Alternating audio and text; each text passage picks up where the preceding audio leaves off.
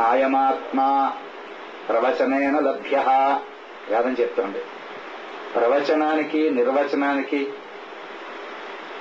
లొంగడు master అనేటువంటి వాడు ఆత్మస్వరూపుడు. ఆత్మ అనేటువంటిది ఏదైతే ఒక పదార్థం ఉందో దాని గురించి చెప్పరా అంటే మాస్టర్ గారు చెప్పేవారు, ఈకే గారు. నేతి సిద్ధాంతం అని ఉండేది. నేతి అంటే కాదు అని అర్థం సంస్కృతంలో, నా ఇతి అని. నువ్వు కాదు, నీ శరీరం కాదు, నీ ఇల్లు కాదు, నువ్వు ఎరుగున్న ప్రపంచం కాదు, నువ్వు ఎరగని ప్రపంచం కూడా కాదు. అయితే మరేమిటి? మరి ఎప్పటికీ అర్థమవుతుంది ఆత్మ? దాని గురించి ప్రవచనం. వాడికి అర్థం అవ్వలేదు, పోనీ వాడికి అర్థమైంది అనుకున్నామని చచ్చినా మనకి అర్థమయ్యేటట్టు చెప్పడం. అలా కాకుండా అర్థం పర్థం లేనటువంటి సిద్ధాంతాల వైపు రుద్దీకుండా మనని వేదంలో ఆ భాగం చదవండి, ఆ ఉపయోగం కలుగుతుంది, ఈ భాగం చదవండి, ఈ ఉపయోగం కలుగుతుంది, గణపతి మంత్రం చేయండి మీకు ఎదురుండదు, ఇలా కాకుండా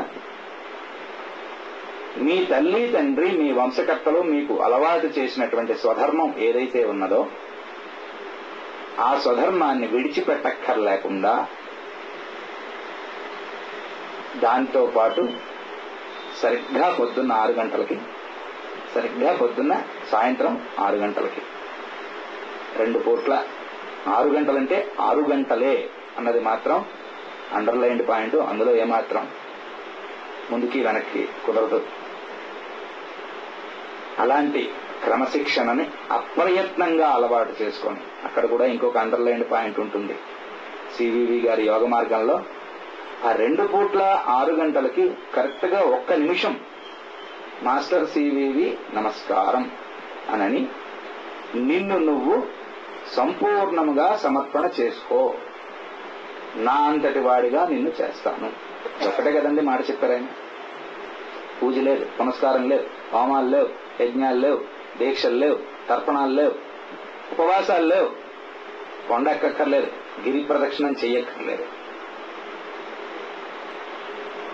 అయినా సరే సివివి గారి ప్రేయరు నాకింకా పని చేయట్లేదండి, 2 years నుంచి చేస్తున్నాను పర్ఫెక్ట్ గా, మార్నింగ్ 6 అండ్ ఈవినింగ్ 6, ఎట్టి పరిస్థితుల్లో మిస్ అవ్వను సార్, కానీ కడుపులో నొప్పి తగ్గట్లేదండి.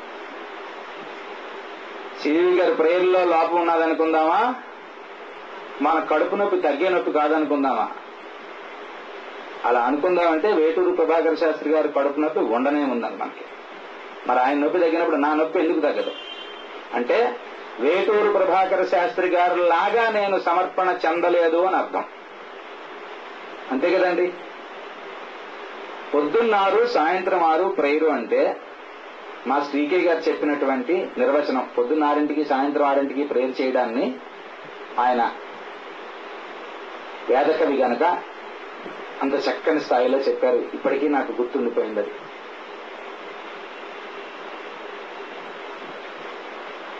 రెండక్షరాల ఛందస్సు ని సాధన చేయడం అనేటువంటి ద్వేక్షర ఛందో సాధన అని ఒక సాధన ఉంటుంది వేదంలో.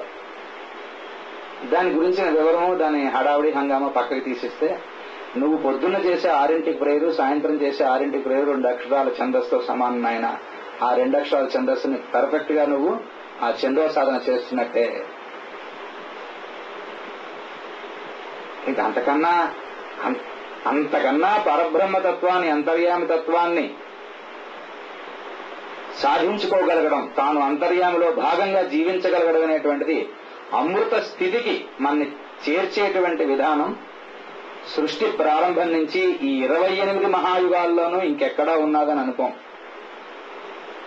అష్టావింశన్ మహాయుగే అని సంకల్పం చెప్తాం. ఇప్పటికీ సృష్టి ప్రారంభమై 28 మహాయుగాలు నిండింది అని చెప్తారు లెక్క తెలిసినటువంటి పెద్దవాళ్ళు. ఇన్ని యుగాల్లోనూ ఇంతకాలంలోనూ కూడా అంతర్యామిలో భాగంగా జీవించి మానవుడు మాధవుడుగా జీవించేటువంటి అవకాశాన్ని సంపూర్ణంగా ప్రసాదించి అమృతత్వాన్ని సిద్ధింపజేసేటువంటి విధానం, ఇంత సులభమైనటువంటి మార్గం ఇంకా ఏ యుగంలోనూ ఉండదు. కనుకనే దాన్ని మనం మిస్యూటిలైజ్ చేస్తాం. ఎట్లా?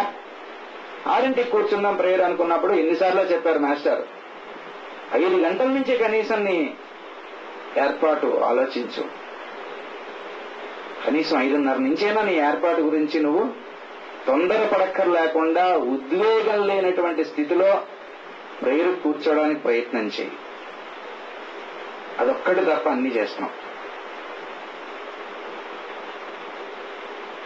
చచ్చి చెడి వేసంగి సెలవులు వచ్చాయి గనక పిల్లలకు క్యారేజీ కట్టక్కర్లేదు గనక, భార్య కొత్తగా కూరలు తెమ్మడానికి అసలే రోడ్డు మీద కూరలు లేవు గనక, డ్యూటీ కూడా తొందరగానే పోటీలు లేవు కాబట్టి రోజు 4:30కే ఇంటికి చేరేస్తున్నాం కాబట్టి ఈ నెల రోజులు కొంచెం సివి గారిని బెదరగొట్టచ్చు, సరిగ్గా 6ంటికి కూర్చోవచ్చు ప్రేయర్కి. బాగుంది. మరి అప్పుడైనా సక్సెస్ అవ్వాలి కదా. అప్పుడు కూడా సక్సెస్ అవ్వట్లేదేమి, మన కష్టాలు తీరట్లేదేమి? అది కదండి మన ప్రశ్న. కష్టాలు అనేటువంటి వేరేగా లేవురా నాయనా, వాటికి వేరే అస్తిత్వం ఉండదు. నువ్వు దాన్ని కష్టం అనుకుంటున్నావు, నువ్వు దాన్ని ఇబ్బంది అనుకుంటున్నావు కనుక అది ఇబ్బందిగా నిన్ను రుద్దుతోంది తప్ప కష్టము సుఖము అనేటువంటి రెండు అస్తిత్వం కలిగిన విషయాలు కాదు అని ఎంత పెద్ద తత్వాన్ని చెప్పినా మనకి బోధపడదు, నచ్చదు. షూర్గా జేబులో 100 రూపాయలు ఉంటే ఇల్లు చేరుతాను కానీ పెట్రోల్ పోసి 100 రూపాయలు లేకపోతే ఇల్లు ఎలా చేరుతాను సివి గారు, మీరు మరీ చెప్తున్నారు సార్ అన్నట్టు ఉంటుంది. కనుక మన స్థితిలోకి పోయిన ఆయన లేకపోద్దామన్నా ఏం చేతి ఇంత పర్ఫెక్ట్ గా ప్రేయర్ చేసినా సక్సెస్ కావట్లేదంటే ప్రేయర్ చేస్తున్న విధానంలో లోపం ఉన్నది. అందరికీ పని చేస్తున్న ట్రైగ్లూకోర్ రిపోర్ట్ నాకెందుకు పని చేయదు?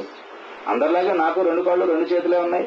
అందరిలాగా నా గ్రూప్ లో ఉన్నటువంటి జబ్బు వాళ్ళలాగా నేను కూడా డయాబెటీస్ 2A. మరి నాకెందుకు నీళ్లకు రావట్లేదు షుగరు? రామనరసింహ గారిని సరిగ్గా ఫాలో అవ్వట్లేదు నేను.